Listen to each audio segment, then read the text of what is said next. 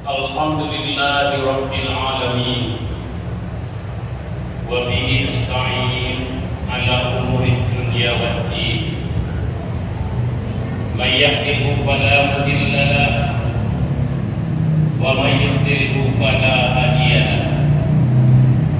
Asyhadu an la ilaha illallah wahdahu la syarika lahu wa asyhadu anna Muhammadan abduhu wa rasuluh la nabiyya ba'dahu. Allahumma shalli wa sallim wa barik ala hadzal nabiyil karim wa ala alihi wa sahbihi ajma'in.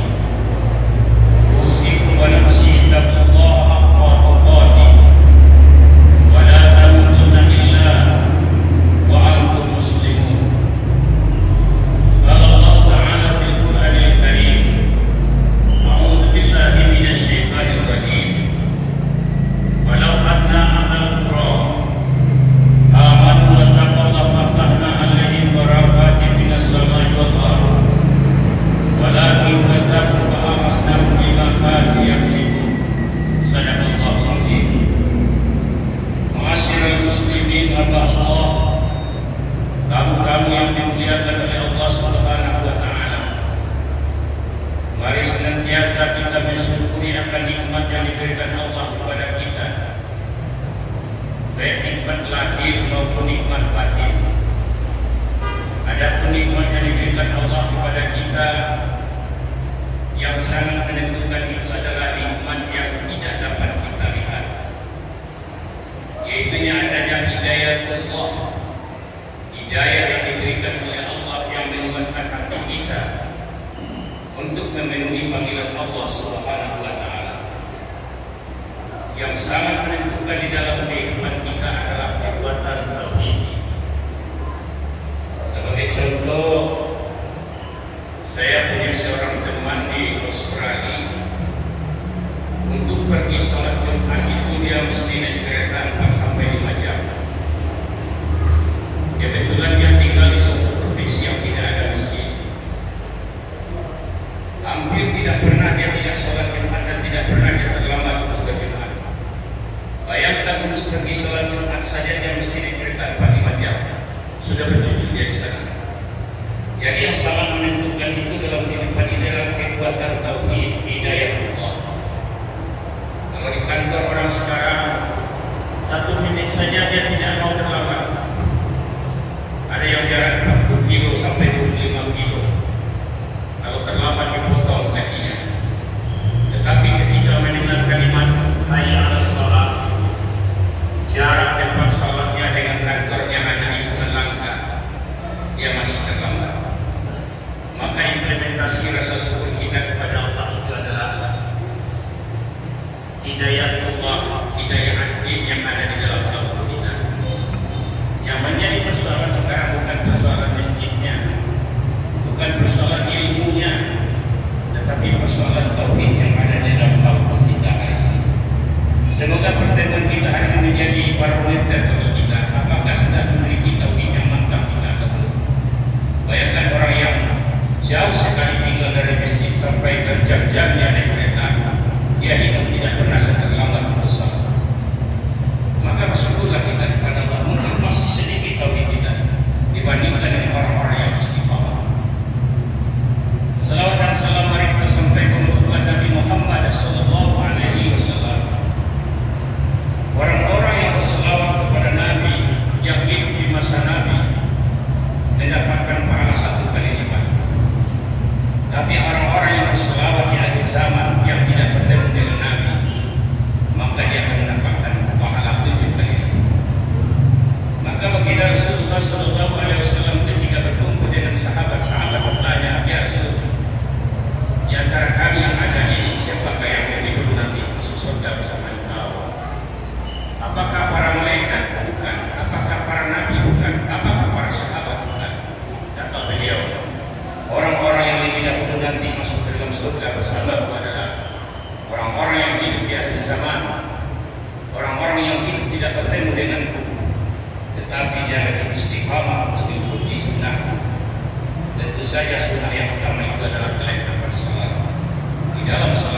salat berjamaah dan salat yang khusus. Fakih berwasiat kepada diri Fakih dan mengajak kita, marilah kita selalu meningkatkan keimanan dan ketakwaan kita kepada Allah Subhanahu wa Ta'ala. Kaum muslimin yang dimuliakan oleh Allah Subhanahu wa Ta'ala, Allah berfirman di dalam Al-Quran yang artinya, andaikan berseluruh suatu negeri beriman dan bertakwa, maka akan memunculkan keberkahan dari pusat bumi dan akan diturunkan dari langit. Tapi apabila mereka engkar, akan bersiksa dengan siksaan yang sangat pedih. Kaum muslimin yang dimuliakan oleh Allah Subhanahu wa Ta'ala, tepatnya besok tanggal 10 itu bertepatan dengan peristiwa Geloro yang terjadi pada tahun 2004. Saya masih ingat hari ini saya sampai di sini, besok terjadi Geloro, karena saya di sini sekali sama-sama. Mungkin kita sudah lupa dengan peristiwa ini, tetapi kekuasaan Allah itu nampak dan nyata ketika itu. Di Tanah Datar, tepatnya di tempat saya tinggal, Masjid Al-Ikhlas itu, menurut teori masjid itu yang hancur juga. Tetapi karena ada kayu yang melintang di jembatan itu, wadah air yang tertutup dan batu-batu tertutup, maka airnya naik ke atas mata rumah orang yang lihat. Masjid selamat. Dan juga di Bukit Batu seperti itu, masjid walaupun ada rusak, tetapi dia masih kokoh berdiri. Yang paling sangat aneh kita lihat adalah masjid ini tidak tersentuh sama sekali oleh yang namanya Geloro itu. Itu adalah kuasa Allah Subhanahu wa Ta'ala kepada pemerintah daerah dan kepada kita semua berdoa. Yakinlah kita semua bahwa masjid ini harus ada tetap berdiri kokoh di sini, karena Allah telah memberikan kekuasaannya kepada kita. Kaum muslimin yang dimuliakan oleh Allah Subhanahu wa Ta'ala, di dalam ayat itu tadi, walau anta a'udhu qura aman wa taqalla fatahna alaihi barakatin minas samai wal ardh walakin kazzabu fa akhasnahu min al-qawmi yaksibun. Andaikan penduduk satu negeri beriman dan bertakwa, akan kumusikkan dari itu. Tidak sedikit Allah mentakdirkan orang mendapatkan rezeki yang Allah, tetapi karena manajemen zikirnya, manajemen bersyukurnya tidak tepat, dia bisa marah. Seperti yang terjadi di Jawa, tiba-tiba di bawah tanah itu ditemukan sebuah migas, sehingga satu kampung itu diserang oleh mobil Pajero. Kalau Allah berkehendak dimunculkan dari pusat bumi, kita punya sebidang tanah ditakdirkan oleh Allah seperti itu. Ada juga teman punya dia bukit, dan di bukit itu ada seorang burung walet. Jadi kalau Allah berkehendak, kata Allah jadi, dan akan diturunkan dari langit keberkahan. Ada seorang teman pengurus masjid, baru seumur hidup sekali itu dia berada cabai, tapi cukup luas. Tetapi ketika cabai itu panen, harga cabai di atas 80.000, bahkan di atas 100.000. Setiap hari menjadi minta datang begitu. Jadi tinggal lagi kita tauhid. Apakah kita ini masih bertauhid kepada Allah atau tidak? Seperti yang saya sampaikan tadi, kalau masjid jarak-jarak 1 kilo mungkin sudah ada 2 masjid. Kalau ilmu tentang tauhid, tentang agama, tidak tanggung-tanggung lagi. Yang menjadi persoalan adalah apakah ilmu itu telah masuk ke dalam kalbu. Saya ingat dengan beberapa tahun yang lalu ketika saya kuliah. Ketika saya kuliah di perguruan tinggi Islam, tidak ada lagi yang kurang dengan ilmu agama. Di sana ada profesor tauhid, ada profesor hadis, ada profesor teologi, ada profesor tafsir. Tetapi ketika masuk waktu salat, apakah mereka berhenti dengan pegang beribadah Allah pada masalah? Maka kepada kita hari ini yang menjadi persoalan adalah tauhid. Maka janji Allah itu pasti. Seperti yang sampaikan tadi, jaraknya ke kantor itu dari tempat dia tinggal itu, maaf, ada yang 40 kilo. Dari satu Popo ke tempat saya tidak 40 kilo bisa. Tidak pernah dia terlambat 10 menit dia sibuk dengan api. Tetapi ketika kalimat hayya 'alas shalah,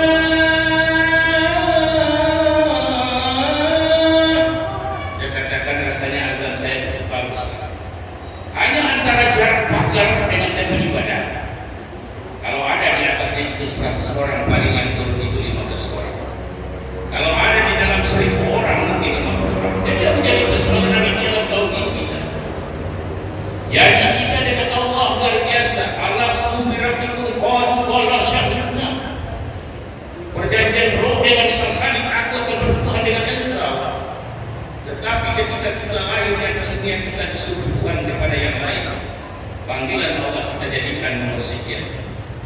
Maka Allah tidak akan mengazab, tidak.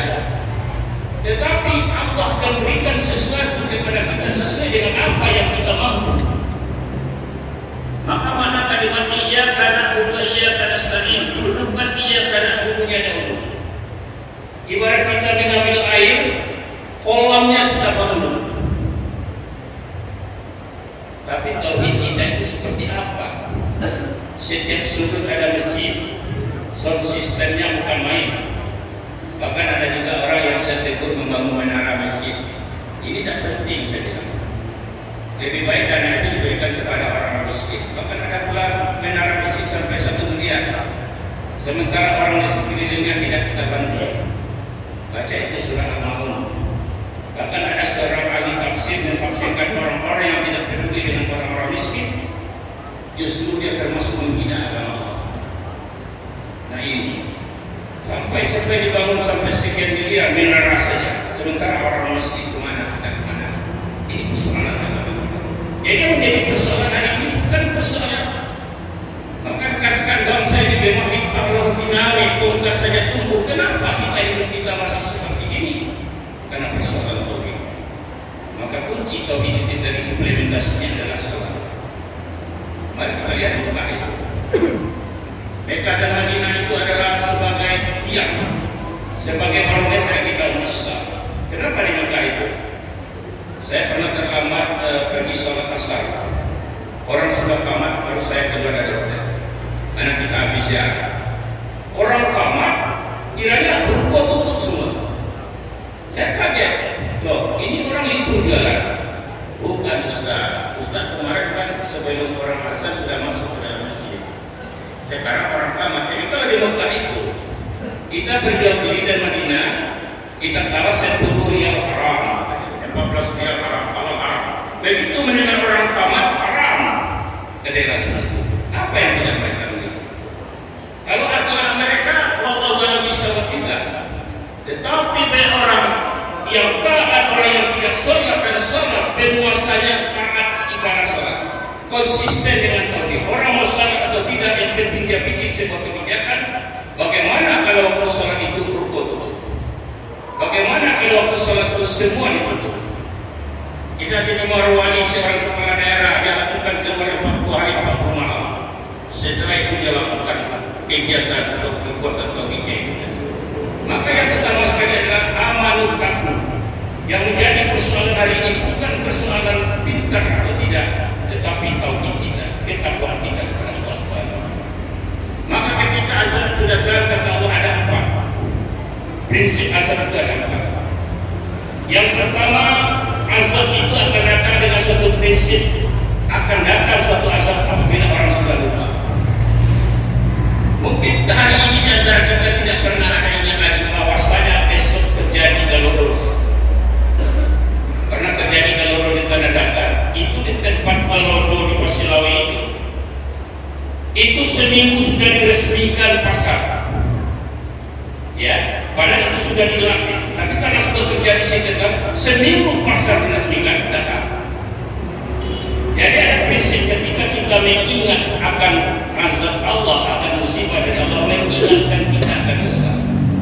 Memang dalam hadis lain kita baca kita tidak boleh terlalu mengingat musibah agar kita tidak benci kepada Allah. Tetapi dalam perspektif lain, justru azab itu akan datang kalau orang sudah lupa dengan peristiwa itu.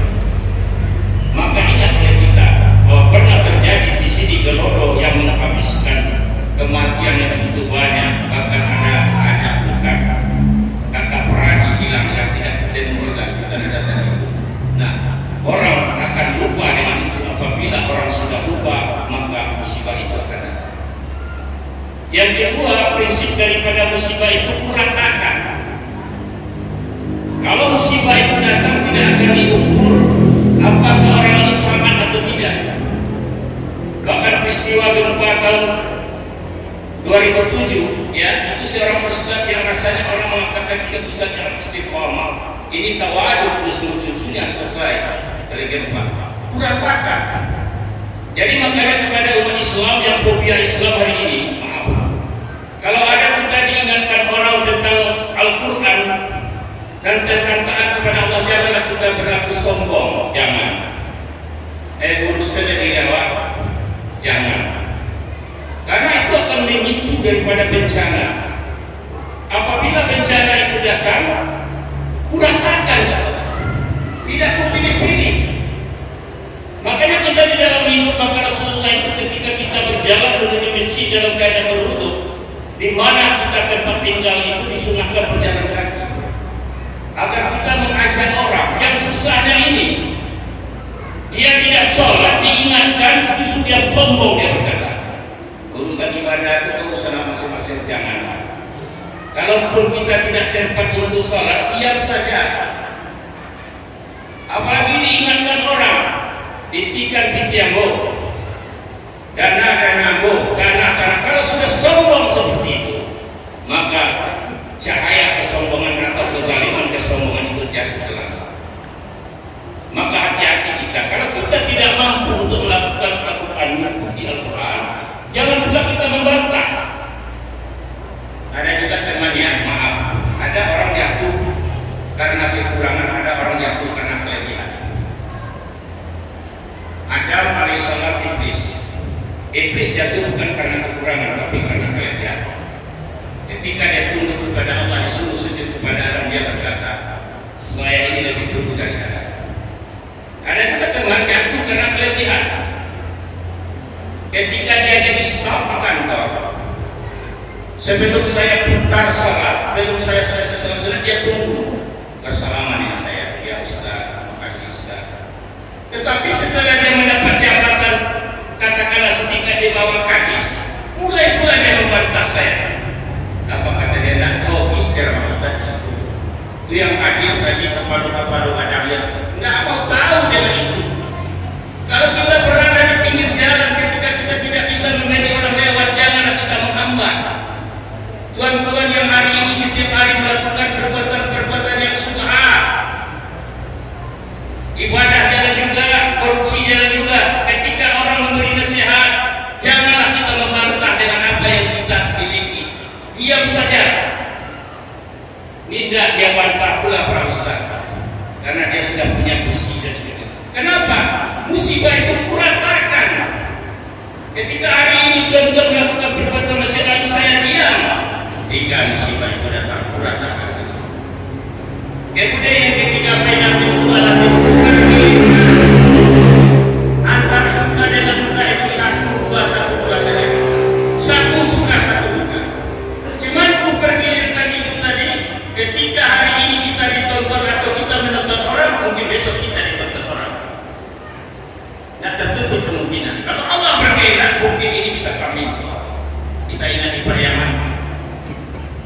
Cuman pergiliran itu tadi akan terhindarkan, akan bisa lewat itu musibah dengan satu ibadah yang menjadikan oleh Allah adalah orang-orang yang bertahajud di sepertiga malam.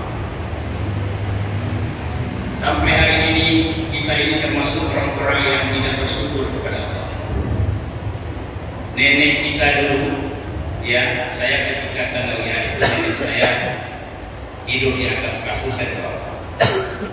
Itu dia berwudu ke sumur. Mau salat isya dia diangkat air diletakkan di dapur, tiriskan. Berwudu dia ke sumur, ke sungai, dia angkat air, tidak pernah dia berhenti salat tahajud. Setiap malam dia salat tahajud. Saya masih ingat. Bahkan umur dia sudah 90 tahun.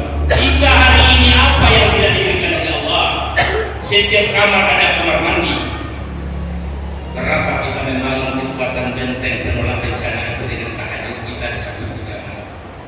Maka kalau ada orang bermalam di masjid, jangan ditolak. Itu adalah benteng. Mereka yang bermalam di masjid sudah bisa dipastikan mereka bertahajud.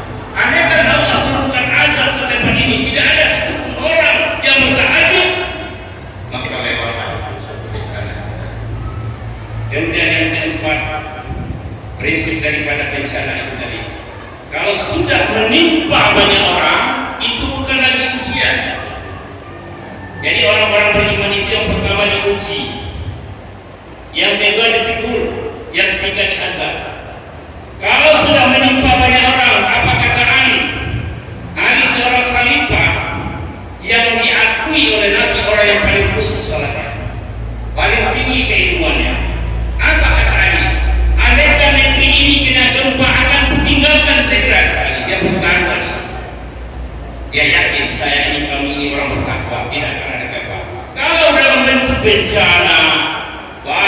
itu bukan lagi ujian, itu adalah azab. Ya, dikata walau anak alal puro, di situ ada kata-kata puro. Puro itu negeri.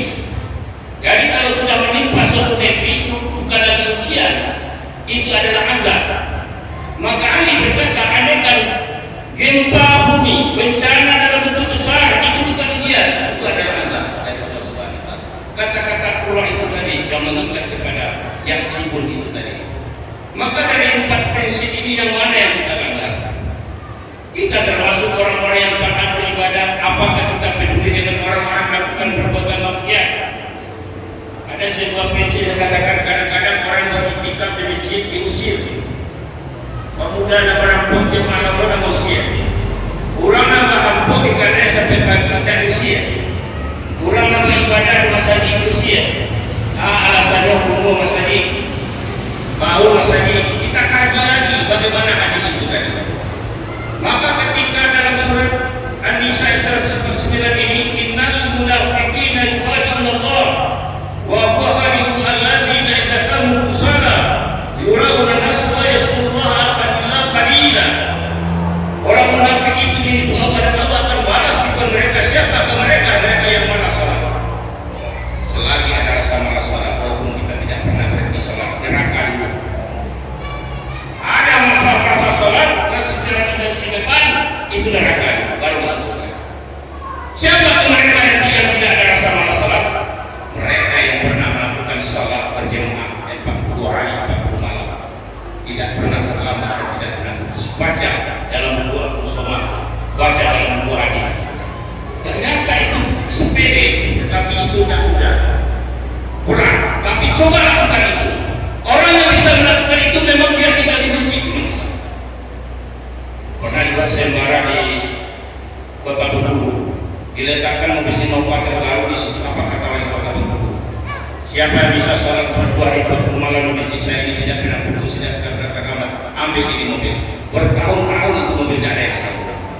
Jadi untuk ibadah mendekatkan kepada Allah memang ada benar-benarnya, ada pelatihannya. Untuk akhirat tidak ada pelatihan. Untuk dunia penangkaran ke Jakarta 5 bulan, latihan 9 bulan. Tapi untuk akhirat kita tidak mau mengambil itu. Semoga ada iman bagi kita. Mari kita ingat kembali peristiwa yang terjadi pada tahun yang lalu, Galoro yang menimpa negeri ini. Masih ingat saya khotbah di sini hari ini, besok terjadi Galoro.